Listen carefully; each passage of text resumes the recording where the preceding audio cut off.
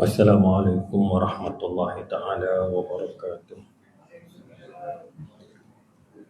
Ila hadratin Nabi Mustafa Rasulullah sallallahu alaihi wasallam wa ila kafatil anbiya wal mursalin wa ila jami'il muslimin wal muslimat wal mu'minin wal mu'minat wa khususan ila al-Imam al-Bukhari wa jami' masyayikh al-hadith lahum al-Fatihah. A'udzu billahi minasy syaithanir rajim.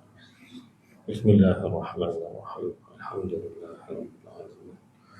Ar-Rahman ar-Rahim. Maliki yaumiddin. Iyyaka na'budu wa iyyaka nasta'in. Ihdinas siratal ladzina an'amta 'alaihim ghairil maghdubi 'alaihim waladdallin. A'udzu billahi minasy syaithanir rajim. Bismillahirrahmanirrahim. Alhamdulillah wassalatu wassalamu ala Rasulillah wa ala alihi wa ashabihi wa man walah. Allahumma salli wa sallim wa barik ala sayyidina Muhammad wa ala alihi wa ashabihi ajma'in. Subhanaka la 'ilma lana illa ma 'allamtana innaka antal alimul hakim. Wa la hawla wa la quwwata illa billahil 'aliyyil 'azim. Allahumma alhimna marashida umurina wa a'idna min syururi anfusina wa min sayyiati a'malina.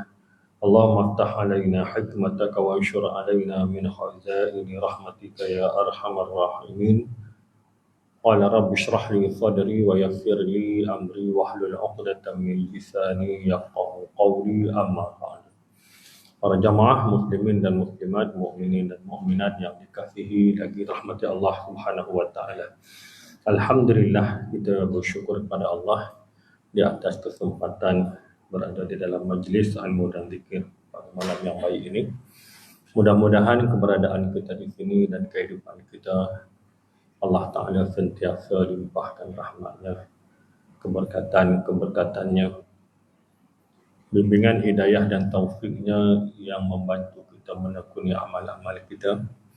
Dan mudah-mudahan segala amalan-amalan yang telah kita lakukan, terutamanya sepanjang Ramadan yang lalu, Allah Ta'ala terima, Allah Ta'ala redha. Muslimin yang dirahmati Allah Subhanahu wa ta'ala. InsyaAllah malam ni kita nak sambung pada muka surat 111 di bawah tajuk yang bernombor 69. Tajuknya ialah Babu man ada jarahu hatta yakhruja. Bab pada menyatakan orang yang mengganggu jirannya sehingga dia keluar. Yang ni dia keluar daripada rumah, tak duduk situ dah. Tuan-tuan muslimin yang dirahmati Allah Subhanahu wa taala. Hadisnya hanya satu sahaja, iaitu hadis mauquf yang ke-32. Haddatsana Isam bin Khalid qala haddatsana Artat bin al-Munzir qala sami'tu ya'ni Aba Amir al-Hamsi qala kana Thawban radhiyallahu anhu yaqul ma min rajulaini yatasaramani fawqa thalathati ayyamin fayahliku ahaduhuma famata wa huma ada dhalika minal musaramah illa halaka jami'an wa ma min jarin yadhlimu jarahu wa yaqharuhu hatta yahmilahu dhalika ala an yakhruja min manzilihi illa halaka. Sahihul Isnad. Daripada Abu Amir Al-Himsi, dia telah berkata, adalah Thauban radhiyallahu anhu berkata, tiada daripada dua orang lelaki yang saling memutuskan hubungan persaudaraan lebih daripada 3 hari. Maka celakalah salah seorang daripada keduanya, lalu mati keduanya atas yang demikian daripada putus hubungan itu, melainkan celaka keduanya sekali. Dan tidak ada seorang pun yang menzalimi jirannya dan dia menyakitinya, yang perbuatannya tersebut membuatkan jirannya keluar dari rumahnya, kecuali dia pasti akan binasa. Tuan-tuan muslimin yang dirahmati Allah Subhanahu wa taala. Ini kata-kata sahabat Nabi yang bernama Thauban radhiyallahu anhu, berasaskan kepada riwayat-riwayat yang lain berkaitan dengan perkara yang disebutkan. Tuan-tuan muslimin yang dirahmati Allah Subhanahu wa taala. Dalam hadis ini, sahabat Nabi yang bernama Thauban ini dia nak menceritakan tentang kecelakaan. Maksudnya ada dua kumpulan ataupun ada dua jenis manusia yang dikira halak. Halak ni maknanya binasa, ataupun perbuatan yang dia lakukan itu mendapat dosa yang besar. Tuan-tuan muslimin yang dirahmati Allah Subhanahu wa taala. Pertamanya kata Sayyidina Thauban radhiyallahu anhu, iaitu dua orang lelaki yang yatafaraman. Yatafaraman ni adalah Yatafaraman ni adalah dua orang yang saling bergaduh. Saling bergaduh ni sehingga memutuskan tali persaudaraan. Dia ada dua, satu silaturahmi, silaturahim, tali kekeluargaan. Satu lagi adalah persaudaraan. Tuan-tuan muslimin yang dirahmati Allah Subhanahu wa taala. Maka ini sesama muslim. Sesama muslim yang tak ada hubungan keluarga. Maka bergaduh, tuan-tuan. Bila bergaduh ni, tuan-tuan, sampai putus persaudaraan. Putus ni maknanya tak cakap. Kalau dalam hadis yang lain disebut tak cakap. Tak cakap, tak bertegur siapa. Kalau dia lalu jalan ni, nampak jumpa pusing jalan lain. Mai tu pintu dia keluar pintu tu. Macam tu. Mana abang kata bergaduh tu. Tuan-tuan, gaduh sungguh. Tuan-tuan muslimin yang dirahmati Allah Subhanahu wa taala. Dan apa yang berlaku ini membawa kepada satu tempoh fasa yang disebut lebih daripada 3 hari. Maknanya kalau dalam hadis yang Nabi sebut tu 3 hari je. Habis kuat nak bergaduh pun, lepas masuk hari ketiga tu kena baik-baik balik lah. Kena berdamai balik lah. Masuk hari ketiga tu habis nak bergaduh pun takat 3 hari ya tuan-tuan. Muslimin yang dirahmati Allah Subhanahu wa taala. Ini dah masuk lebih daripada 3 hari. Itu nama fawqa salatati ayyam, lebih daripada 3 hari. Mungkin bawa pada seminggu, mungkin bawa pada sebulan, mungkin bawa pada setahun. Ni masalah bergaduh ni dia ialah macam-macam kerana orang ni. Kan? Dia bergaduh ni dia satu macam-macam kerana. Yang kedua, pergaduhan itu ataupun perselisihan itu, pertelingkahan itu boleh membawa kepada tempoh yang pelbagai. Berapa lama dia nak orang kata apa? Dia nak jadi macam tu. Maka tuan-tuan muslimin yang dirahmati Allah Subhanahu wa taala.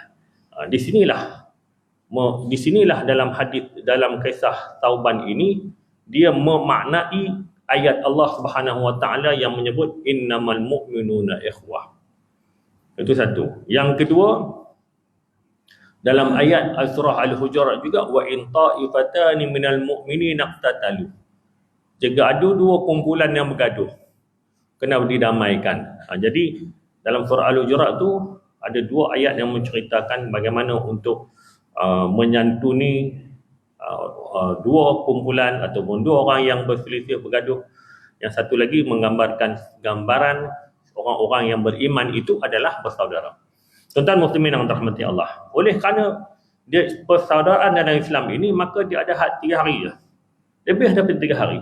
Maka kata Sayyidina Tauban, fayahliku ahaduhumah.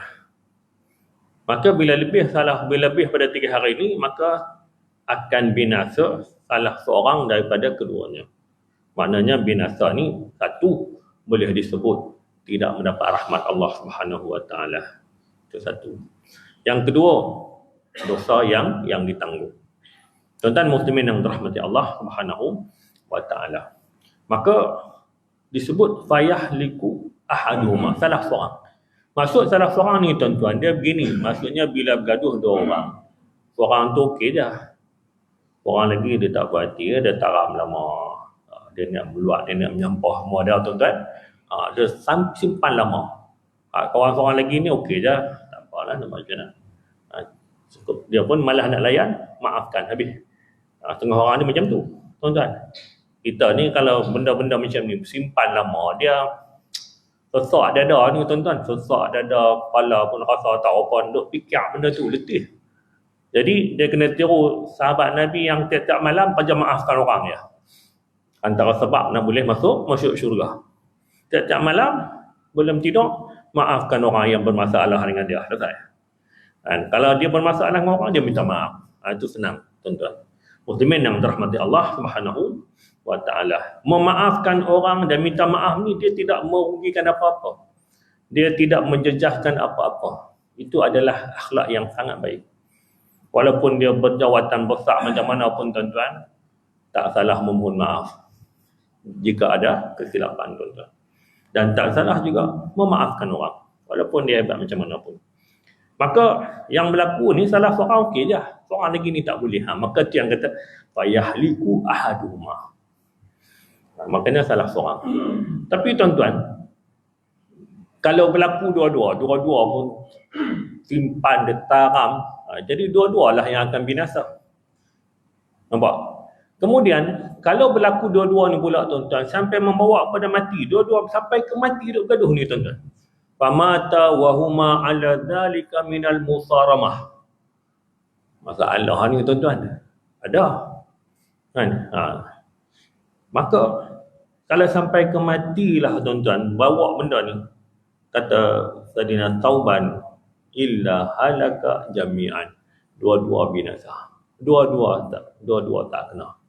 Dua-dua jauh daripada rahmat Allah. Dua-dua menanggung dosa. Tuan-tuan muslimin yang dirahmati Allah Subhanahu Wa Taala. Jadi ini yang pertama. Bila bergaduh ni kena beringat. Bila berselisih, berbeza pandangan, apa-apa pun kena beringat adalah jangan lebih daripada 3 hari. Itu kalau nak bergaduh lama lah tuan-tuan, 3 hari je. Tapi yang terbaiknya adalah kita mengambil pendekatan memaafkan. Kalau kita salah, minta maaf. Sudah. Bila kita minta maaf, dia tak mau maaf, itu kerja dia. Tapi kita dah selesai. Tuan-tuan muslimin yang dirahmati Allah Subhanahu Wa Taala. Yang kedua adalah, ini yang berkaitan dengan tajuk. Iaitu kata Sayyidina Tauban, wa ma min jarin yadlimu jarahu wa yaqharuhu. Ini yang kedua, jenis yang halakah, akan binasa, jauh daripada rahmat Allah dan menanggung dosa yang besar. Apa dia? Dia menzalimi jirannya dan menekan-nekan jirannya. Itu maksudnya tu. Menekan-nekan ni maknanya menyakiti. Wa yaqharuhu ni menyakiti. Duk kerja penanya jirannya tuan-tuan. Sampai jiran tak boleh duduk. Jiran rasa kalau duduk dengan dia, kalau kekal duduk sana ni, Allah. Boleh sabar setahun, masuk tahun kedua, tak berubah juga. Walaupun dah tengok siapa, tanya, awak yang buat lagu ni, boleh tak tak buat? Macam tu lah tuan-tuan. Tapi tak berubah juga, duk buat juga. Akhirnya mai satu tahap, jiran kata, tak boleh duduk dengan dia ni. Tak boleh duduk dengan dia ni. Mau duduk ni tak sudah je. Kita pun tak selesa, kita pun kerja nak marah. Jadi jalan paling selamat apa dia? Hatta yahmilahu dalika ala ay yakhruja min manzilihi. Sehingga apa yang dibuat oleh seseorang kepada jiran ini membawa kepada apa? Membawa kepada jirannya itu ambil keputusan keluar daripada rumah yang dia duduk. Dia keluar terus pindah, tuan-tuan. Tak boleh duduk kat tu. Tuan-tuan muslimin yang dirahmati Allah Subhanahu wa taala. Jadi kata Sayyidina Tauban illa halaka. Maknanya kalau ada jiran hak teruk macam ni tuan-tuan, sampai jiran hak belah dia ataupun jiran yang kena nanya dengan dia ni sampai tak boleh tahan duk, lari keluar, pindah, maka illa halaka. Halaka ni dia binasa. Tuan-tuan muslimin yang dirahmati Allah Subhanahu wa taala, jauh daripada rahmat Allah, menanggung dosa. Kemudian dalam hadis ini tuan-tuan, bila disebut halaka ini, penyelesaian kepada kedua-dua jenis ni tuan-tuan adalah kena diselesaikan dengan memohon maaf dan memaafkan. Itu penyelesaian dia. Itu penyelesaiannya. Sekiranya ada benda yang nak kena ganti. Rosak barang jiran, penanya barang jiran, kena ganti balik. Makanya memaafkan ataupun mohon maaf, kemudian sekiranya ada benda yang nak kena ganti, ada benda yang nak kena diselesaikan dengan apa-apa, maka kena diselesaikan. Dia tak boleh sengap lagu tu. Itu disebut halaka. Kerana itulah disebut halaka. Sebab selagi mana tak diselesaikan dengan memohon maaf dan memaafkan ataupun menggantikan apa yang dikena ganti, maka selagi mana tidak selesai tang tu, dia dalam keadaan halaka, jauh daripada rahmat Allah dan terus menanggung dosa. Tuan-tuan muslimin yang dirahmati Allah Subhanahu wa taala. Jadi dalam hadis ini syahidnya ataupun tumpuannya adalah pada orang yang kedua. Namun begitu, kita tetap mengambil ibrah dan pengajaran pada orang yang pertama ataupun kisah yang pertama. Tuan-tuan muslimin yang dirahmati Allah Subhanahu wa taala. Kemudian tuan-tuan, kita akan masuk pada bab yang terakhir dalam jiran itu, iaitu bab yang ke-70. Babu jaril Yahudi. Bab pada menyatakan jiran dengan orang Yahudi. Hadis yang ke-128, haddatsana Abu Nuaimin qala haddatsana Bashir bin Salman an Mujahidin qala kuntu 'inda Abdullah bin Amr ibn Asin radhiyallahu anhuma wa ghulamuhu yasluhu syatan. فقال يا غلام إذا فرغت فابدأ بجارنا اليهودي فابدأ بجارنا اليهودي. فقال رجل من القوم اليهودي أصلحك الله. قال إني سمعت النبي صلى الله عليه وسلم يوصي بالجار حتى خشينا أو رؤينا أنه سيورثه. Daripada Mujahid, dia telah berkata, aku pernah berada di sisi Abdullah bin Amr bin As radhiyallahu anhuma dan pembantunya sedang menyembelih kambing. Lalu dia telah berkata, yakni Abdullah bin Amr bin As kepada pembantunya itu, wahai anak, apabila engkau telah selesai sembelih, maka engkau mulailah pemberian dengan jiran kita daripada Yahudi. Maka seorang lelaki daripada yang berada di situ berkata, Yahudi, semoga Allah memperbaikimu. Lalu Abdullah bin Amr bin As berkata, sesungguhnya aku telah mendengar Nabi SAW berpesan mengenai jiran, sehingga kami khawatir atau kami berpandangan bahawasanya dia akan mewariskannya. Tuan-tuan muslimin yang dirahmati Allah Subhanahu wa ta'ala.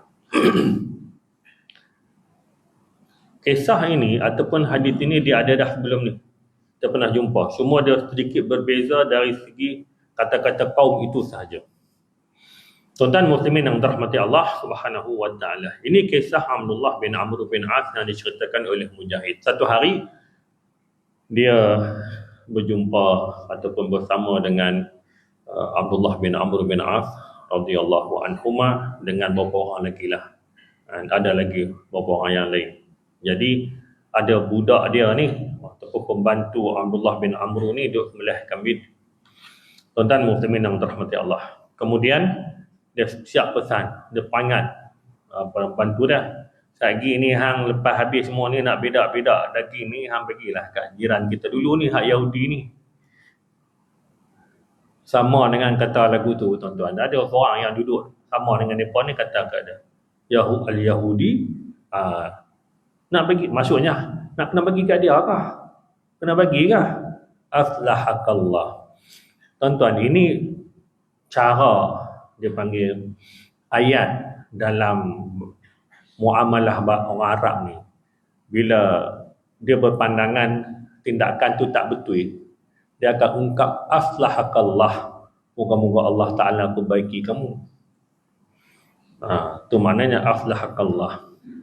Jadi seolah-olah apa yang dikatakan oleh Abdullah bin Amr kepada pembantu dia tadi, bagi daging kambing tu kepada jiran Yahudi ni, tak betul lah pandangan dia. Tu yang dia kata aflahakallah, nak bagi kat Yahudi juga, moga-moga Tuhan perbaiki hang. Tak betul.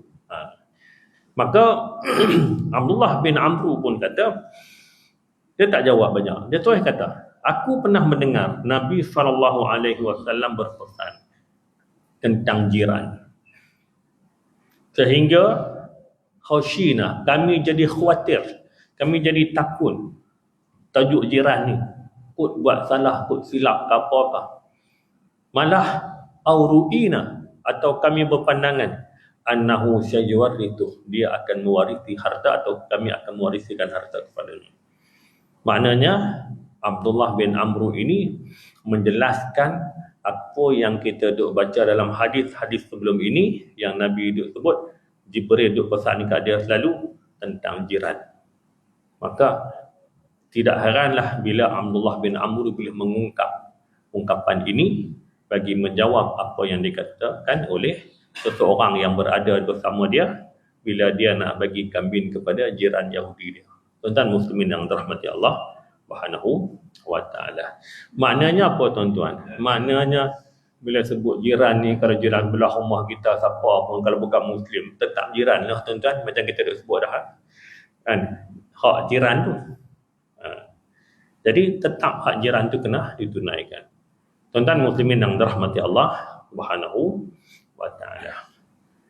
Jadi habis selesai kita berkaitan dengan hadis-hadis yang berkaitan dengan jiran. Kita nak masuk tajuk baru, Al-Karam wal Ihsan. Bab besar ni Al-Karam wal Ihsan, kemuliaan dan ihsan, kebaikan. Tuan-tuan muslimin yang dirahmati Allah Subhanahu wa taala. Hadis yang bab yang ke-71, babul karam, bab ada menyatakan kemuliaan. Tuan-tuan muslimin yang dirahmati Allah, hadis yang ke-129. Haddatsana Muhammad ibnu Salamin qala akhbarana Abdah an Ubaidillah an Sa'id ibn Abi Sa'id an Abi Hurairah radhiyallahu anhu qala su'ila Rasulullah sallallahu alaihi wasallam ayyun nasi akram, qala akramahum 'indallahi atqakum, qalu laysa an hadha nas'aluka, qala fa akramun nasi Yusuf nabiyullahi ibnu nabiyillahi ibni khalilillah, qalu laysa an hadha nas'aluka, qala fa'an ma'adinil arabi tas'aluni, qalu na'am, qala fa khiyarukum fil jahiliyati khiyarukum fil islami idza faqih. Daripada Abu Hurairah radhiyallahu anhu, dia telah berkata Rasulullah sallallahu alaihi wasallam ditanya oleh para sahabat, siapakah manusia yang paling mulia? Rasulullah sallallahu alaihi wasallam menjawab, yang paling mulia di kalangan kalian di sisi Allah adalah mereka yang paling bertakwa. Para sahabat telah berkata, bukan mengenai ini yang kami tanya, ataupun bukan mengenai perkara ini yang kami maksudkan. Lalu Rasulullah sallallahu alaihi wasallam menjawab, semula manusia adalah Yusuf, seorang Nabi Allah, anak kepada Nabi Allah, yakni Nabi Yaqub, anak kepada keturunan, anak lelaki atau keturunan kepada kekasih Allah, yakni Nabi Ibrahim. Para sahabat telah berkata, bukan mengenai ini yang kami tanyakan. Rasulullah sallallahu alaihi wasallam telah bersabda, lalu tentang kaum Arabkah yang kalian tanya kepadaku? Para sahabat menjawab, ya. Rasulullah sallallahu alaihi wasallam telah bersabda, maka yang terbaik di kalangan kalian di zaman jahiliyah adalah yang terbaik di antara kamu di zaman Islam, jika mereka itu memahami ataupun faqih dalam agama. Tuan-tuan muslimin yang dirahmati Allah Subhanahu wa taala. Dalam hadis ini tuan-tuan, dia berkaitan dengan akramun nas, semulia-mulia manusia. Ataupun bahasa kita, manusia yang mulia ni siapa? Jadi sahabat-sahabat tanyalah kepada Nabi, ya Rasulullah, ayyun nasi akram? Siapakah manusia yang paling mulia? Kita ni tuan-tuan disebut mulia ni, kita akan tengok nasab, keturunan, kemudian kita tengok dari segi ketanggihan ilmu, akademiknya, kelakunya, apa-apa lagi lah tuan-tuan kan. Ini sahabat tanya pada Nabi ni, ayyun nasi akram? Siapakah yang paling mulia? Tengok Nabi SAW jawab. Kata Nabi, yang pertama Nabi jawab 3. Kerana soalan ini dia umum. Soalan ni umum. Bila umum, Nabi jawab 1. Yang pertama, dia berkata bukan satu, dia maksud. Nabi jawab yang kedua, dia berkata bukan yang tu juga. Rupanya yang ketiga, barulah sampai apa yang dia nak tanya Nabi yang sebenar. Dia nak tanya perkara sebenar yang nak tanya Nabi, itulah yang ketiga tu tuan-tuan. Muslimin yang dirahmati Allah Subhanahu wa taala. Maka jawapan yang pertama adalah manusia yang paling mulia di sisi Allah. Itu jawapan dia. Bila sebut ayyun nasi akram, manusia yang paling mulia adalah manusia yang paling mulia di sisi Allah. Maka Nabi kata, akramahum indallahi atqakum.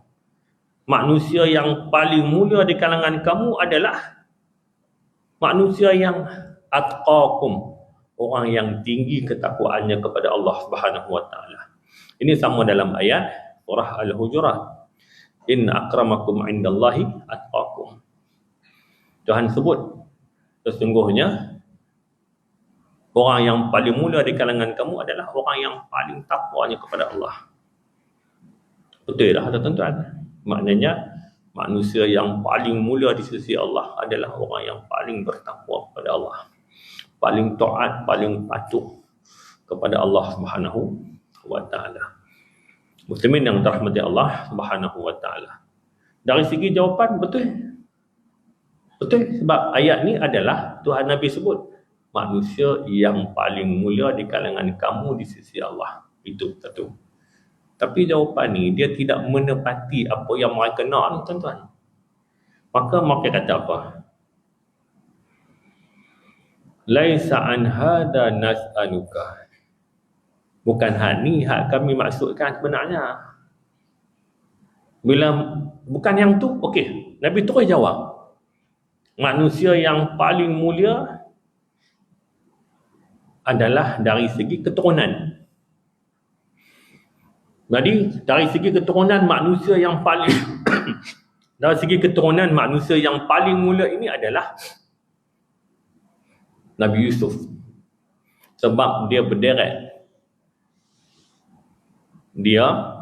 Ayah dia 4 ke depan. Maksudnya dia, ayah dia, tok wan dia, tok atas. Itu Nabi sebut apa?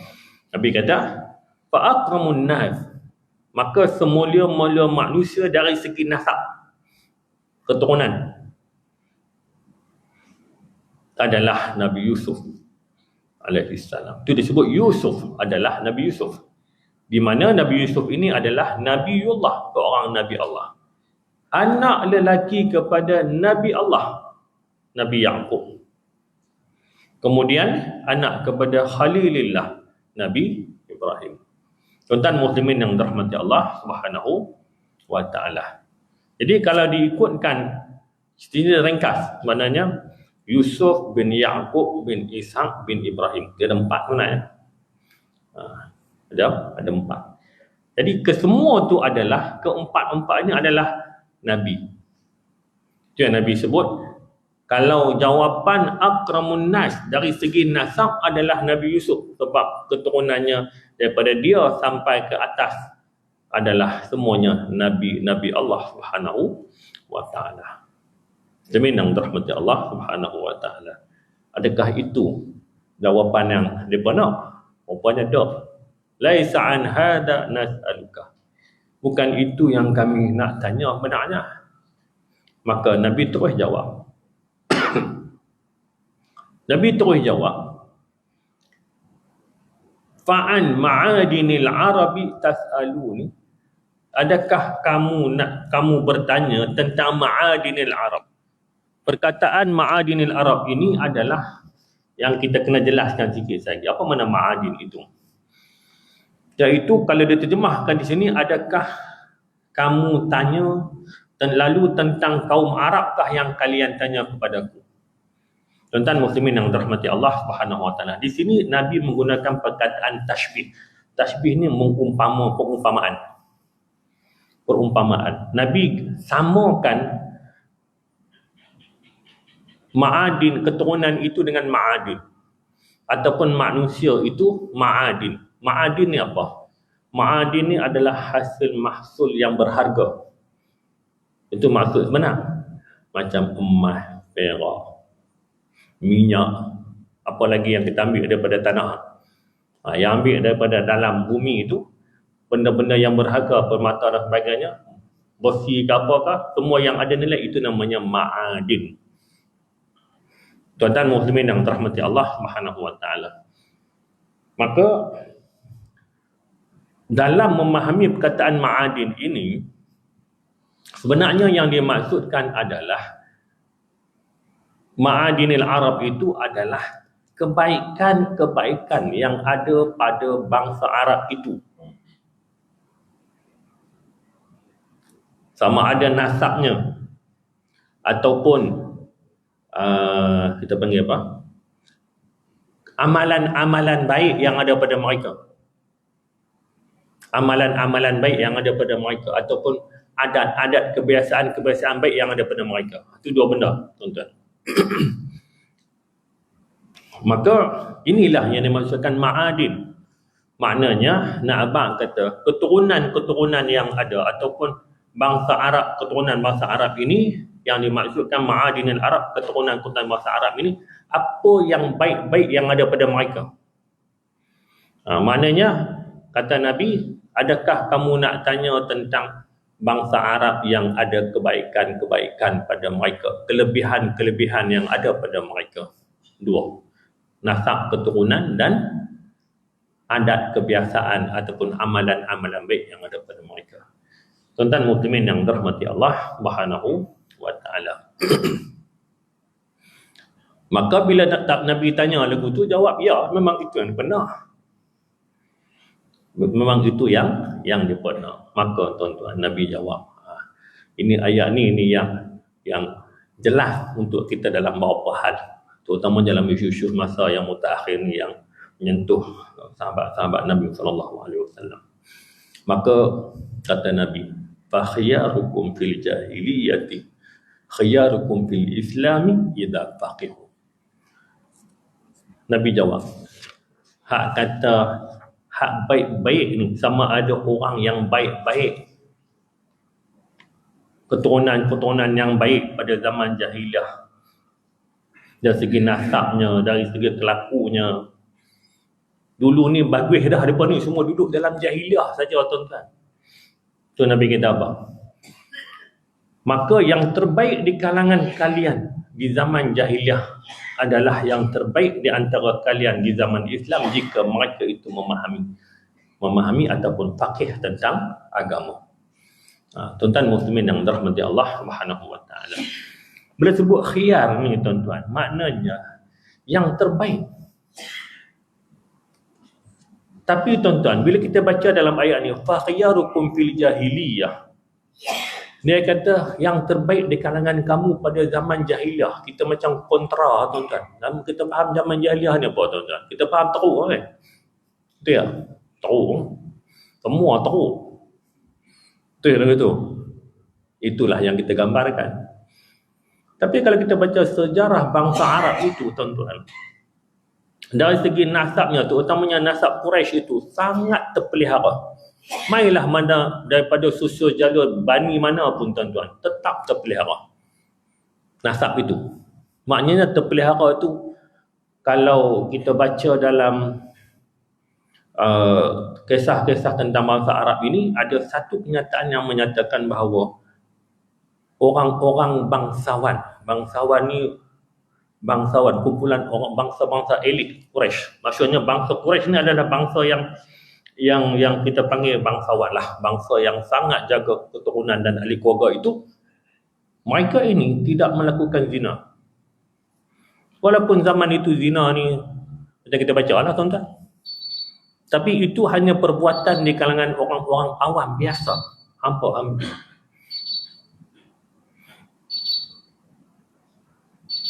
Begitu juga tuan-tuan muslimin yang dirahmati Allah Subhanahu wa taala, apa yang sama pada mereka adalah sembahan. Sebab fatrah ataupun tempoh masa jahiliah ni tuan-tuan, yang kata zaman jahiliah ni dia ambil masa 150 ke 200 tahun, lama tu. Sebelum Nabi diangkat menjadi Rasul.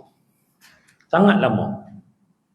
Maka tuan-tuan, bila kita baca khiyarukum fil jahiliyah ni, maknanya tidaklah rosak 100%.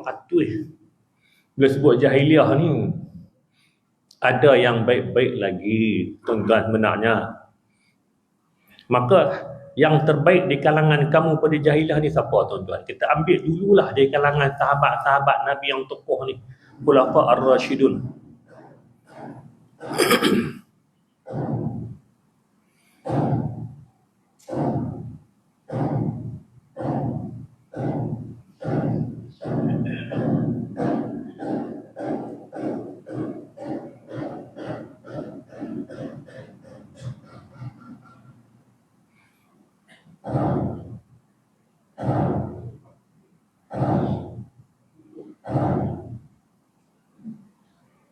Khulafa ar-Rasyidun, Sayyidina Abu Bakar.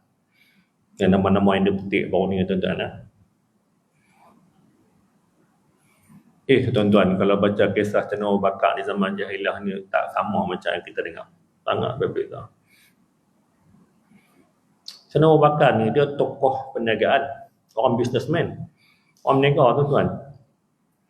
Sayyidina Abu Bakar, Sayyidina Umar, Sayyidina Uthman ni orang berniaga, jujur dalam berniaga tuan-tuan. Jujur dalam berniaga. Hak kaki kecoh ni hak Abu Lahab, Abu Jahal, hak tu kaki kecoh. Utbah ibn Abi Mu'ayyid, itu semua kaki kecoh. Tapi hak ni kumpulan-kumpulan yang baik yang ada dalam jahiliah itu. Dia macam emas lah tuan-tuan. Kita bayang macam ni, jahiliah ni macam tanah. Emas di dalam tanah tuan-tuan. Akhirnya bila keluar daripada tanah, dia tetap tanah, dia jadi berharga ke tidak? Berharga. Walaupun duduk dalam jahiliah, tapi ada orang-orang yang berharga dalam tu. Inilah tokoh-tokohnya. Sayyidina Abu Bakar, Sayyidina Umar dan lain-lainnya tuan-tuan. Ini dari segi sifat jujur dalam niaga sama. Sayyidina Uthman yang kita baca seorang sahabat yang pemalu. Dia bukan jadi pemalu sejak masuk Islam tak. Dia memang pemalu daripada awal. Sehingga ada satu syair yang dia menyebut begini tentang Sayyidina Osman. Ada seorang budak ni duduk menyanyi depan Sayyidina Osman. Apa ya dia lupa. Macam dia kata, maksudnya macam ni. Orang yang pemalu itu adalah Sayyidina Osman. Maksud ayat macam itulah syair. Itu Sayyidina Osman, seorang yang tokoh dalam perniagaan tapi sangat pemalu. Itu Sayyidina, bukan dia baubat tak, memang pemalu daripada awal. Itu Sayyidina Osman, tuan-tuan muslimin yang dirahmati Allah Subhanahu wa taala. Begitu juga Sayyidina Umar. Sayyidina Umar ini, tuan-tuan, dia kita faham dia memang jenis bukan pongai. Sayyidina Osman ni, Sayyidina Umar dia bukan pongai. Dia orang yang jenis kritis. Kita baik. Orang jenis kritis. Orang kritis ni kadang kita tak suka. Kan? Jenis salah ni dia tanya macam-macam, kita lemah perut lah. Ni nak kena tanya macam-macam. Selagi dia demai jumpa kita, dia berbeza pandangan dengan kita, dia berbeza dengan kita lemah. Ni Sayyidina Umar memang macam tu. Itu yang dia dengan Nabi. Kadang-kadang kita melihat dia agak berbeza dengan Nabi. Kadang-kadang kita percaya, kan?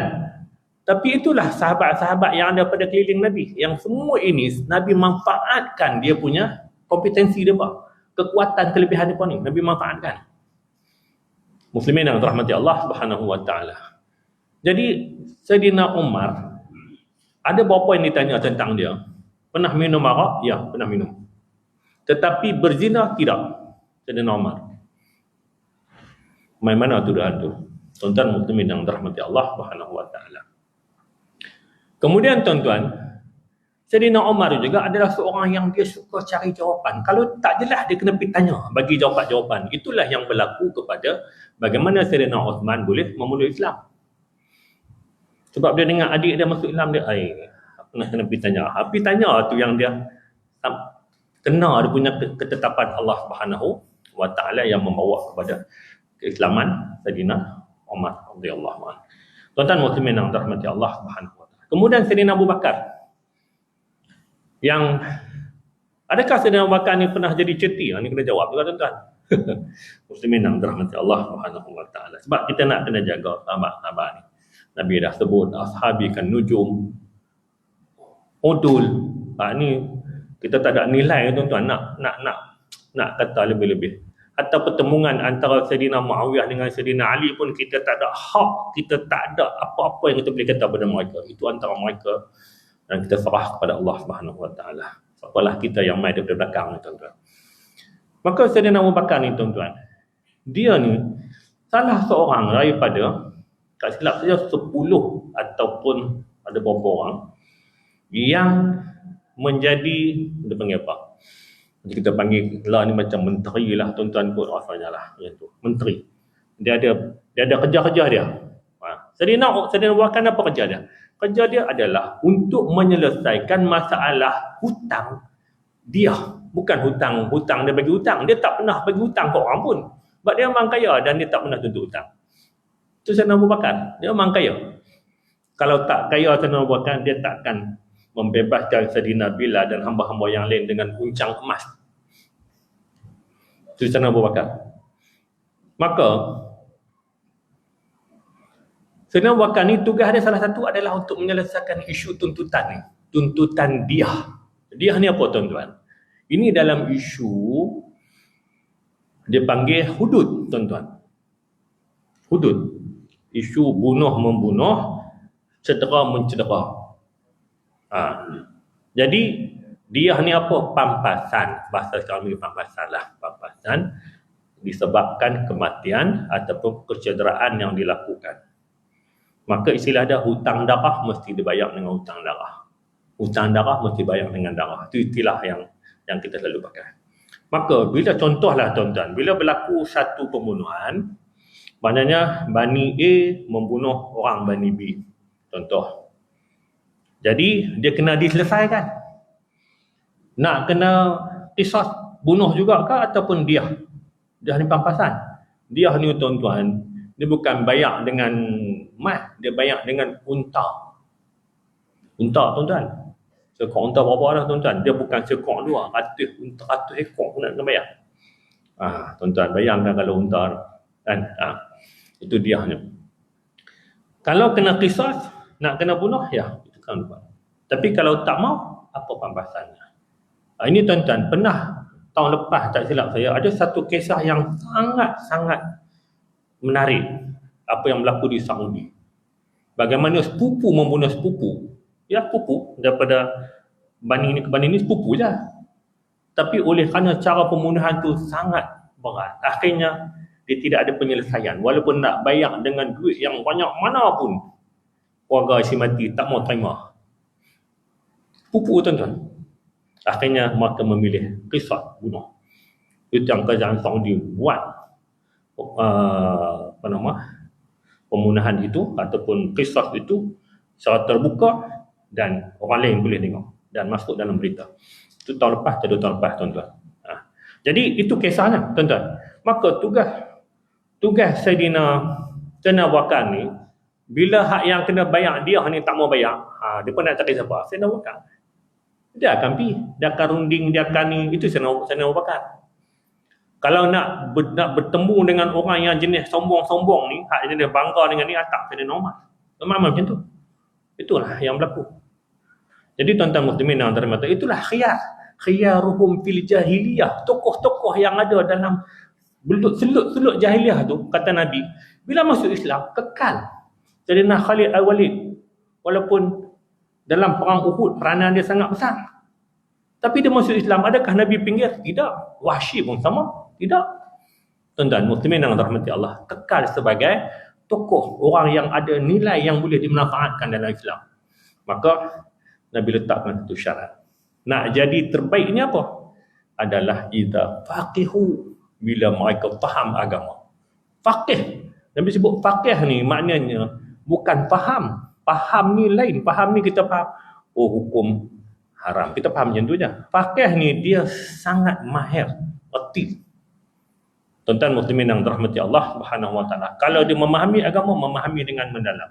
Karena itulah tuan-tuan muslimin yang dirahmati Allah Subhanahu wa taala, kita melihat sahabat-sahabat yang tokoh yang kita sebut tadi, Saidina Abu Bakar, Allahu akbar. Saidina Umar, banyak ayat-ayat Allah yang turun kerana dia. Ni cerdik ni tuan-tuan, bukan cokiau punya orang. Muslimin yang dirahmati Allah. Saidina Uthman, Allah. Saidina Ali. Saidina Ali pun tuan-tuan, kalimah karramallahu wajhah itu makna apa? Ada 2 maksud. Satu, tidak pernah menyembah. Yang kedua, dia tidak melakukan maksiat jahiliah itu. Itu Saidina Ali. Ke mana kita nak letak yang bukan-bukan itu? Muslimin yang dirahmati Allah Subhanahu wa taala. Jadi bila kita faham yang tu, seseorang yang ketika mana dalam jahiliah dia adalah seorang yang hebat, yang ada kemahiran, ada kelebihan tertentu, bila dia masuk Islam, dia juga boleh jadi seorang yang hebat dengan syarat dia faham agama. Seorang yang keturunan yang baik, termasuk juga khiyarukum inilah keturunan. Kalau dia keturunan yang baik, keturunan Nabi pun tuan-tuan, kalau dia nak jadi baik, faqihu, kena ada reti agama.